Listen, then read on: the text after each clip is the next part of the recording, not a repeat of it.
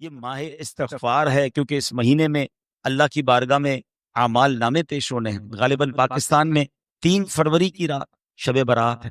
اس کی رات کتنی امپورٹنٹ ہے کہ حدیث پاک میں آتا ہے، میرے آقا فرماتے ہیں اللہ عز و جل خاص طور پر 4 راتوں میں بھلائیوں کے دروازے کھول دیتا ہے۔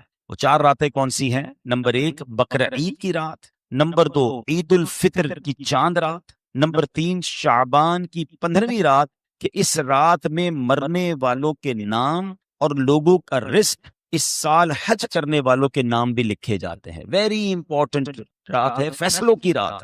اگلے سال کا رزق بھی لکھا جاتا ہے، کون حج کو جائے گا یہ بھی لکھا جائے گا شب برات، اور فرشتوں کو یہ بھی بتا دیا جائے گا کہ کون اس سال دنیا سے چلا جائے گا۔ پچھلے شعبان میں کئی لوگ ہمارے ساتھ تھے جو اس شعبان میں نہیں ہیں، ہمیں نہیں معلوم اس سال ہمارے بارے میں کیا فیصلہ ہونا ہے۔ اور پھر چوتھی رات عرفے کی رات، یعنی 8 اور 9 ذوالحجہ کی درمیانی رات۔ تو یہ 4 راتیں بڑی خاص ہیں جس میں بھلائیوں کے دروازے کھل جاتے ہیں۔ شب برات کی سگنیفیکنس کیا ہے؟ حدیثوں میں آتا ہے کہ اللہ کریم اس رات قبیلہ بنی کلب کی بکریوں کے بالوں کی تعداد کے مطابق گناہ گاروں کو جہنم سے آزاد فرما دیتا ہے۔ اچھا، یہ قبیلہ بنی کلب کون سا تھا؟ یہ ایک ایسا قبیلہ تھا اس زمانے میں جو سب سے زیادہ بکریاں پالتا تھا۔ میں اور آپ ایک بکری کے بال نہیں گن سکتے، اتنے بڑے قبیلے کی بکریاں، ہزاروں بکریوں کے بال کتنے ہوں گے؟ تو اس کا مطلب سارے ہی بخشے جائیں گے، کروڑ لوگ بخشے جاتے ہیں۔ مگر اس کے ساتھ ایک لسٹ بھی آئی حدیث میں کہ سب بخشے جائیں گے، یہ چند قسم کے لوگ جو ہیں یہ نہیں بخشے جائیں۔ اب آپ امیجن کریں کہ کتنے بڑے مجرم ہوں گے کہ ایسی مبارک رات جس میں کروڑوں بخشے جا رہے ہیں، اس میں کون لوگ ہیں جو نہیں بخشے جائیں گے؟ جو نہ بخشے جانے والے ہیں ان میں نام ذرا آپ سن لیں۔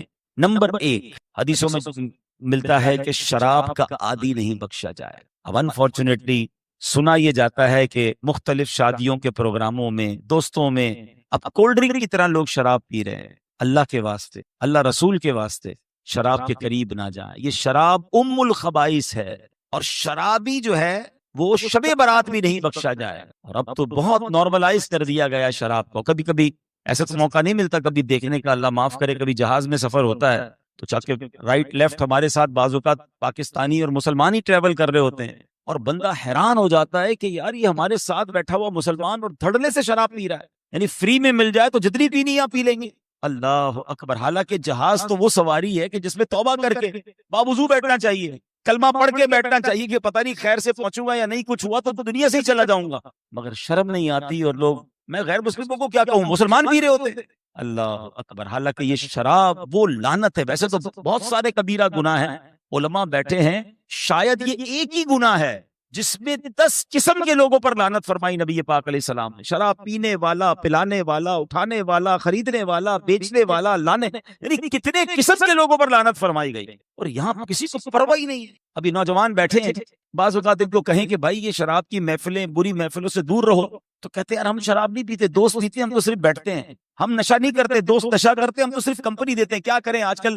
اچھا، پھر بعض اوقات کچھ لوگ ملٹی نیشنل کمپنی یا کسی بڑی کمپنی میں کام کرتے ہیں، کیا کریں، آفیشیل میٹنگز ہوتی ہیں، فلاں جگہ جانا پڑتا ہے، جناب ہر طریقے کے لوگ ہوتے ہیں، ہم تو منع نہیں کر سکتے، ہم بیٹھتے ہیں۔ کیوں بیٹھتے ہیں ادھر؟ یعنی جہاں رب کی لعنت برس رہی ہے آپ وہاں بیٹھے ہیں۔ ابھی 4 5 6 سال پرانی تو بات ہے جب ہم سب نے کووڈ کو ایکسپیرینس کیا تھا۔ کیا سیکھا تھا کووڈ سے؟ سوشل ڈسٹینس، کہ یار اس میں بخار آ رہا ہے، نزلہ آ رہا ہے، بندے سے ہی دور رہو، ہاتھ بھی نہیں ملاتے تھے ایک دوسرے سے، یعنی وائرس سے بچنے کے لیے ڈسٹینس کر سکتے ہو، اللہ کی لعنت سے بچنے کے لیے ڈسٹینس نہیں کرنا ہے۔ نہیں میرے پیارے اسلامی بھائیو، صحبت ہی بندے کو برا بناتی ہے۔ آپ کسی بھی شرابی، کسی بھی برے کام کرنے والے سے مل لیں، پڑھے لکھے لوگ بیٹھے، کسی ہیروئنچی سے مل لیں، جواری سے مل لیں، کسی قاتل سے مل لیں، چور سے مل لیں، سوال کریں کدھر سے ملی یہ عادت، بتائیں کیا جواب دے گا؟ آپ کو جواب بھی پتا ہے، وہی کہے گا دوستوں سے ملی۔ کوئی بھی آپ کو نہیں کہے گا جناب میری ایک برتھ ڈے تھی اور ابو بڑے خوش تھے اور میرے لیے جناب ابو چرس کا سگریٹ لے کے آئے، بیٹا آج سے شروع کر دے۔ کبھی بھی والدہ نے میرے امتحان کے اچھے نمبروں کے بعد مجھے چاقو لا کر نہیں دیا تھا کہ بیٹا چوری شروع کر لے۔ ساری بری عادتیں نارملی بری صحبت سے ملتی ہیں، لیکن آج کا نوجوان جواب کیا دیتا ہے؟ میں تو بڑا پکا ہوں، میں کچھ نہیں کرتا، دوست کرتے بیٹھتا ہوں۔ نہیں میرے پیارے سے، آج آپ بیٹھ رہے ہیں اور کل آپ مبتلا ہو جائیں گے۔ اچھوں کی صحبت میں بیٹھے ہیں، بری صحبتوں سے بچیں، کیونکہ شراب کا عادی شب برات بھی نہیں بخشا جائے گا۔ آگے فرمایا ماں باپ کا نافرما، یہ کیسا گناہ ہے اور کتنا خطرناک گناہ ہے کہ تقریباً ہر وہ رات جس رات سب بخشے جاتے ہیں، کہ جن گناہگاروں کے بارے میں آتا ہے یہ نہیں بخشے جائیں گے، ان میں آپ کو ہر لسٹ میں ماں باپ کا نافرمان ضرور ملے گا۔ یعنی اللہ کو کتنا سخت ناپسند ہے کہ جو بندہ اپنے ماں باپ کو ستاتا ہے۔ تو اے میرے پیارے اسلامی بھائیوں، پردے میں رہ کر سننے والی میری بہنوں، خدا کی قسم اگر آپ کے ماں باپ آپ کے پاس ہیں، یو آر سو لکی۔ اللہ اکبر۔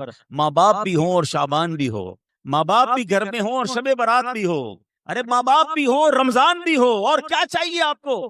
پوچھو ان سے جن کے ماں باپ چلے گئے، کتنا یاد آتے ہیں ہر بڑی رات کو کہ کاش ماں ہوتی تو آج دعا لیتا، والد ہوتے تو ان سے دعائیں لیتا، افطار میں ماں ہوتی تو ہم مل کے ماں کی آمین سنتے۔ ماں نہیں ہے اور رمضان ہے، ماں نہیں ہے اور شعبان ہے، مگر آپ کے پاس اگر ماں باپ ہے، قسم سے انہیں راضی کیجیے، انہیں ناراض مت کیجیے گا، ان کو دکھ نہ دیجیے۔ ایک اپنی زندگی کا نچوڑ بیان کر دیتا ہوں، زندگی میں ایک بات یاد رکھیے گا کہ جس سے اس کے ماں باپ راضی ہیں نا، اس کو دنیا میں ترقی سے کوئی نہیں روک سکتا، اور جس سے اس کے ماں باپ ناراض ہیں، چاہے سارا زمانہ راضی ہے، اس کو بربادی سے کوئی نہیں روک سکتا۔ اور یہ حدیث پاک کے الفاظ ہیں کہ جس سے اس کے ماں باپ راضی، اس سے اس کا رب راضی، جس سے اس کے ماں باپ ناراض، اس سے اس کا رب ناراض۔ پلیز، شب برات آ رہی ہے، کسی بھی وجہ سے اگر ماں باپ ناراض ہیں، دل دکھایا ہے، دوری ہو گئی ہے، ان سے معافی مانگ لیں، کیونکہ شب برات سب بخشے جائیں گے، ماں باپ کا نافرمان نہیں بخشا جائے۔ آگے فرمایا رشتے داری کاٹنے والا، قطع تعلق کرنے والا۔ اب بیٹھے خاندان کے لوگ یہاں پر چھوٹی چھوٹی بات پر خاندان توڑ دیے، رشتے توڑ دیے، جانا آنا ختم کر دیا۔ ہم نہیں جاتے فلاں چچا کے گھر، ہم نہیں جاتے فلاں ماموں کے گھر۔ کیوں نہیں جاتے بھائی؟ انہوں نے دعوت میں نہیں بلایا ہے، جیسا دعوت دینی تھی ویسی دعوت نہیں دی، گھر گئے تو اچھے طریقے سے بات نہیں کی، اتنی چھوٹی بات پر رشتہ ختم کر دیا، بھائی بھائی سے نہیں مل رہا، میاں بیوی گھر بیٹھے ایک دوسرے سے دور، چھوٹی سی بات ہو گئی، تھوڑا سا مسئلہ ہو گیا، کوئی بات نہیں، غلطی ہوئی، ہمارا رشتہ دار ہے، ہمارا بھائی ہے، ہمارا مسلمان ہے، مگر معاف کرنے کے لیے تیار نہیں ہے۔ ویسے عجیب بات ہے، ہم اللہ سے معافی کیسے مانگتے ہیں؟ اے اللہ ہمارے سارے گناہ معاف کر دے، صغیرہ بھی معاف کر دے، کبیرہ بھی معاف کر دے۔ کبھی ہم نے اللہ کی بارگاہ میں یہ عرض کیا کہ یا اللہ تو ہمارے سارے گناہ معاف کر دے، میں نے کسی کو معاف نہیں کرنا ہے۔ یہ کیسی معافی ہے کہ آپ کسی کو معاف کرنے کے لیے تیار نہیں، اللہ آپ کو سارے معاف کر دے؟ ہم بھی تو معاف کریں نا۔ اور یاد رکھیے، برداشت کرنا، درگزر کرنا، یہ جو حلم ہے نا، یہ وہ کمال کا وصف ہے جو سنت انبیاء بھی ہے، سنت رسول بھی ہے، بلکہ یہ اللہ عز و جل کی بھی سنت ہے۔ ہاں، اور یہ ماہ رمضان تو ہمیں ویسے بھی صبر کا درس دیتا ہے۔ ایک تو یہاں پر جھگڑے ختم نہیں کر رہے لوگ، اور رمضان میں ایک عجب سما بن جاتا ہے، پتہ نہیں روزہ رکھ کے ایسا لگتا ہے احسان کرتے ہیں، ہر دوسرا آدمی لڑ رہا ہوتا ہے، خاص طور پہ افطار سے پہلے تو ڈر لگ رہا ہوتا ہے کسی سے بات کرنے کے لیے۔ بھائی اس سے بعض ہم نے تو نوٹ کیے میں کچھ لوگ کہ ان سے ہمیشہ رات کو بات کرنی ہے، تراویح کے بعد، روزے میں بات نہیں کرنا، حضرت نے روزہ رکھا ہے ہماری خیر نہیں ہے۔ ایسا ہو سکتا ہے گھر میں بھی ہوتا ہوگا کہ کچھ بیویاں ڈرتی ہوں گی، کچھ بچے ڈرتے ہوں گے، کچھ امپلائی ڈرتے ہوں گے کہ سیٹھ صاحب سے آج بات نہیں کرنا، صبح سے ان کو پان نہیں ملا، یا سگریٹ کے عادی ہے تو سگریٹ نہیں ملی ہے، حضرت نے آج روزہ رکھا ہے، پتہ ہم سے افطار نہ کر لیں۔ حالانکہ رمضان تو ہے ہی صبر کا مہینہ، معافی اور درگزر کا مہینہ، لیکن رمضان میں زیادہ جھگڑے لوگ کر رہے ہوتے ہیں۔ نہیں میرے پیارے سے، اعضاء کا بھی تو روزہ ہے نا، آپ کی زبان کا بھی روزہ ہے، آپ کی زبان بھی آپ نے صحیح استعمال کرنی ہے۔ حلم کی بات ہو رہی ہے تو سبحان اللہ، میں آپ کو ایک واقعہ سناتا ہوں کہ بزرگان دین کیسے حلم والے تھے، کیسے قوت برداشت والے تھے۔ ایک بزرگ کے بارے میں آتا ہے کہ بہت بڑے بزرگ ہیں، حالانکہ حضرت احنف بن قیس رضی اللہ عنہ تابعی بزرگ ہیں۔ تابعی وہ ہوتا ہے جس نے کسی صحابی کا دیدار کیا ہو اور اس کا ایمان پر خاتمہ ہوا ہو، اور تابعی بھی جنتی ہوتا ہے۔ اب ایک بار ہم کہیں جا رہے تھے تو کسی نے آپ کو گالی دے دی۔ اب ذرا امیجن کریں کہ ہم کہیں جا رہے ہیں اور ہمیں کوئی گالی دے دے، ہمارا کیا ریپلائی ہوگا؟ اوئے ہوئے ہوئے، اب تو جتنی گالیاں یاد ہے ساری اس کو دینی ہے۔ مگر یہ کیسے عظیم بزرگ تھے، خاموشی سے چلتے رہے، وہ پیچھے سے گالیاں دیتا رہا، آپ چلتے رہے، وہ اور زور زور سے گالیاں دیتا رہا، آپ چلتے رہے۔ ایک جگہ آپ نے جب گھر کے علاقے کے قریب پہنچا نا، آپ رک گئے اور اس شخص سے کہتے ہیں بھائی اور بھی باقی رہ گئی تو دے دو، اپنے محلے میں جب میں داخل ہوں گا نا تو اب وہاں میرے جاننے والے کافی ہوں گے، وہ تمہاری گالیاں سن کر تمہیں کوئی نقصان نہ پہنچا دیں، تم سے میری وجہ سے کوئی جھگڑا نہ کریں، اگر کچھ اور باقی بچ گیا تو مجھے گالیاں دے دو تاکہ تمہیں کوئی تکلیف نہ پہنچے۔ اب آپ سوچیں اس بندے کو کتنی شرمندگی ہوئی ہوگی، لیکن یہ تھا ہمارے بزرگوں کا حلم، یہ تھا ان کا برداشت۔ اچھا، اسی طرح میں اگر ہم سب کو ایک نعت شریف بڑی شوق سے ہمیں یاد ہے، اس کے الفاظ بھی یاد ہیں، سلام اس پر کہ جس نے گالیاں سن کر دعائیں دی، سلام اس پر کہ جس نے خون کے پیاسوں کو قبائیں دی۔ اچھا میں آپ سے پوچھوں، ہم نے کتنی بار گالی سن کر دعا دی ہے؟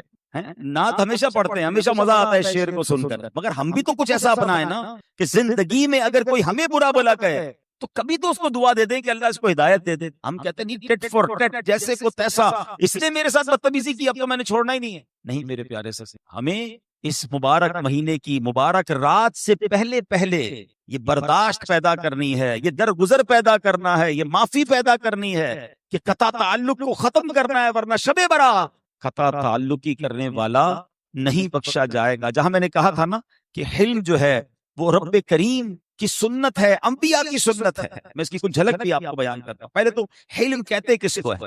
حلم کا معنی ہے بردباری، نرم دلی۔ امام غزالی رحمت اللہ تعالی علیہ فرماتے ہیں آدمی کو غصہ آئے اور وہ کوشش کر کے تکلف کے ساتھ نفس کو مجبور کر کے غصے کو دبا دے تو اس کو قذف الغیظ کہتے ہیں، یعنی غصہ پی جانا کہتے ہیں۔ بڑی اچھی بات ہے، غصہ آئے تو غصہ پی جائے، اور یہ بڑا پیارا گھونٹ، اس کو افضل گھونٹ کہا گیا کہ بندہ غصہ پی جائے۔ بلکہ حدیثوں میں یہ بھی مضمون ہے کہ پہلوان وہ نہیں جو غصے کے وقت کسی کو پچھاڑ دے، پہلوان وہ ہے جو غصے کے وقت اپنے آپ کو قابو میں رکھے۔ مگر حلم اس سے بھی اوپر کی چیز ہے، وہ کیا ہے؟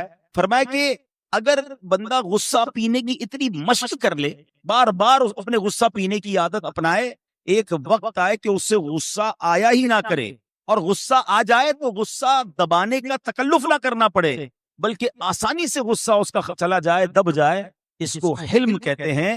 امام غزالی رحمت اللہ تعالی علیہ فرماتے ہیں غصہ پینے کی نسبت حلم زیادہ افضل ہے، حلم عقل کے کمال کی دلیل ہے۔ اور جیسے میں نے کہا کہ حلم اللہ پاک کی سنت ہے، کیونکہ رب کا ایک نام حلیم بھی ہے۔ اللہ پاک کے حق میں اس کا معنی یہ ہے کہ گناہگار کو مہلت دینا، اس کی فوری پکڑ نہ فرمانا۔ اب ذرا غور کیجئے نا، دنیا میں کتنے گناہ ہو رہے ہیں، اللہ پاک کی کیسی کیسی نافرمانیاں ہو رہی ہیں۔ اللہ اکبر، اللہ پاک چاہے تو زمین پھٹ سکتی ہے، یہ نافرمان زمین میں دھس سکتے ہیں، آسمان سے پتھر برس سکتے ہیں، بجلی گر سکتی ہے، نافرمان کا چہرہ بگڑ سکتا ہے، مگر وہ رب کریم مہلت دے رہا ہے۔ وہ رب کریم سبحان اللہ حلیم ہے نا، وہ مہلت دے رہا ہے، ورنہ کون سا گناہ ہے؟ ارے معاذ اللہ، اللہ کو برا بھلا کہنے والے لوگ اس دھرتی پر بستے ہیں، انہیں بھی رزق مل رہا ہے، انہیں بھی آکسیجن مل رہی ہے، انہیں بھی زمانے میں سب کچھ مل رہا ہے۔ یہ سب کس بات کی دلیل ہے؟ کہ وہ حلیم ہے، وہ درگزر ہے، کر فرما رہا ہے۔ اللہ کریم قرآن میں فرماتا ہے وَرَبُّكَ الْغَفُورُ ذُو الرَّحْمَةِ لَوْ يُؤَاخِذُهُم بِمَا كَسَبُوا لَعَجَّلَ لَهُمُ الْعَذَابَ۔ آسان ترجمہ قرآن کنز العرفان، اور تمہارا رب بڑا بخشنے والا، رحمت والا ہے، اگر وہ لوگوں کو ان کے اعمال کی بنا پر پکڑ لیتا تو جلد ان پر عذاب بھیج دیتا۔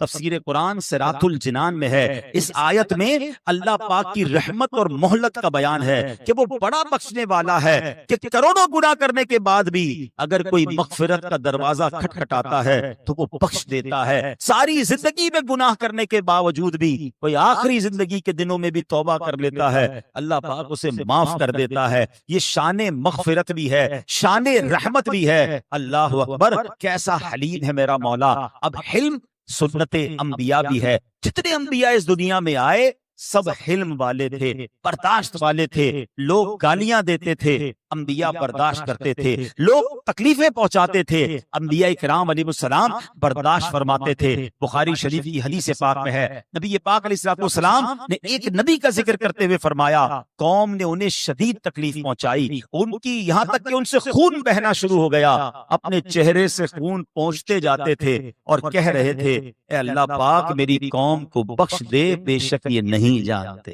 کیسے انبیاء تھے، اللہ اکبر۔ ذرا تھوڑا سا انبیاء کے بارے میں دو جملے سن لیں، شاید ہمارے اندر بھی حلم آ جائے، شاید ہم بھی معاف کرنے والے بن جائیں۔ حضرت نوح علیہ السلام 950 سال تبلیغ کی، اور آپ کے متعلق آتا ہے لوگ آپ کو اتنی تکلیف پہنچاتے تھے، اتنا جسمانی تشدد کرتے تھے کہ آپ بے ہوش ہو جاتے اور لوگ سمجھتے کہ آپ کا انتقال ہو گیا اس لیے چھوڑ دیتے۔ جب ہوش آتا تھا تو اللہ سے کہتے اللہ میری قوم کو بخش دے، بے شک یہ نہیں جانتے۔ حضرت ابراہیم علیہ السلام کو نمرود نے کیا تکلیفیں نہیں پہنچائی، ارے معاذ اللہ آپ کو جلتی آگ میں ڈال دیا گیا، مگر آپ کا حلم اتنی سخت تکلیفوں پر بھی زبان پر شکوہ نہ آیا، نہ قوم کے لیے تکلیف کی دعا کی۔